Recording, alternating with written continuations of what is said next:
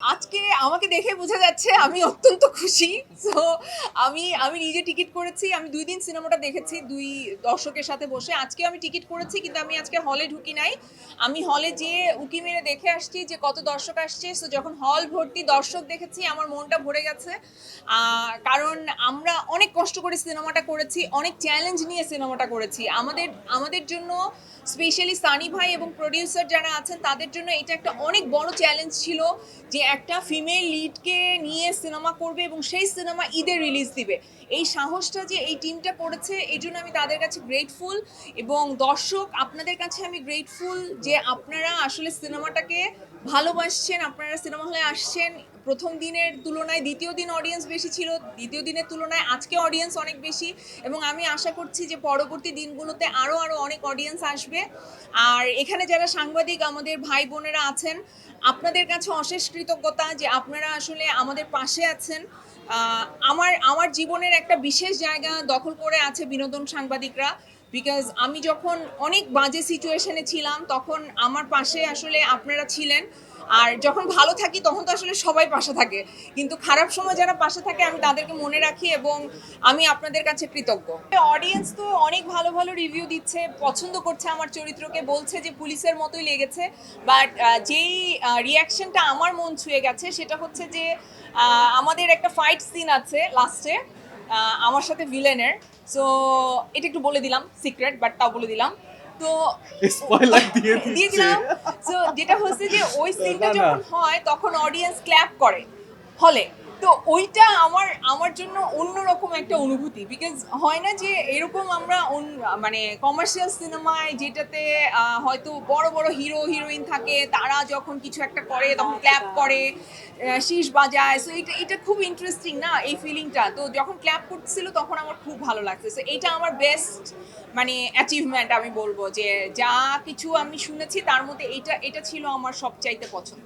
আমার জন্য আসলে আমি বললাম সানি সারোয়ার ভাই তো নিজে পুলিশ, তো উনি কিন্তু ওনার ক্যারেক্টারটাই আমার মাধ্যমে ফুটিয়ে তুলেছেন।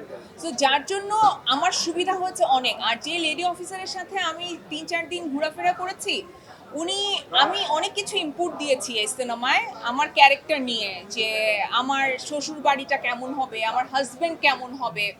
আমি অনস্ক্রিন দেখাতে চেয়েছি যে এই সমাজে সাপোর্টিভ হাজব্যান্ড হয়, আমি দেখাতে চেয়েছি এই সমাজে সাপোর্টিভ শাশুড়ি থাকে যে যে আসলে তার ছেলের ওয়াইফকে সাপোর্ট করে, যে সে তার চাকরিটা করতে পারবে বাট সে তার বাচ্চাটাকে টেক কেয়ার করবে।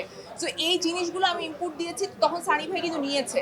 তো যেটা হয়েছে যখন আমি লেডি অফিসারের সাথে দেখা করেছি তো তখন তারা আমাকে বলেছে যে আপু আমাকে সানি ভাই বলেছে যে আপনি ইনপুটগুলো দিয়েছেন, আপনি কি জানেন যে এগুলো কিন্তু আমাদের জীবনের গল্প।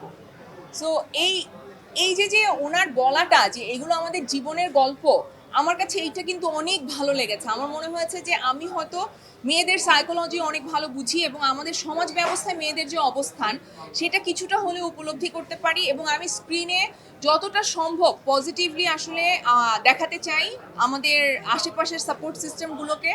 আমি সানি ভাইয়ের কাছে কৃতজ্ঞ, আমার প্রডিউসার টিমের কাছে কৃতজ্ঞ যে যারা আমার ইনপুটগুলো আসলে নিয়েছে এবং বাস্তবায়ন করেছে। সিনেমায় আপনারা সেটার রিফ্লেকশন দেখতে পাবেন। এটা তো সানি সারোয়ার ভাইয়ের নিজের গল্প।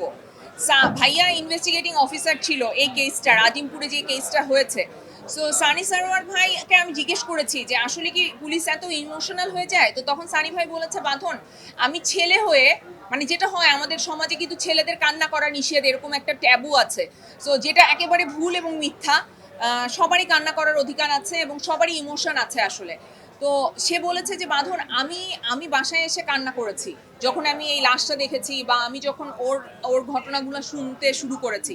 সো ডেফিনেটলি তারাও রক্তে মাংসে মানুষ।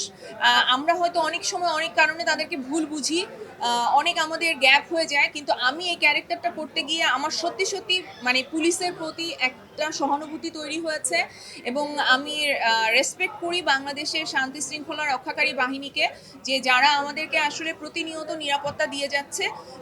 এবং এই সিনেমাটা দেখলে তাদের প্রতি এক ধরনের সহানুভূতি আপনাদের তৈরি হবে বলে আমি মনে করি।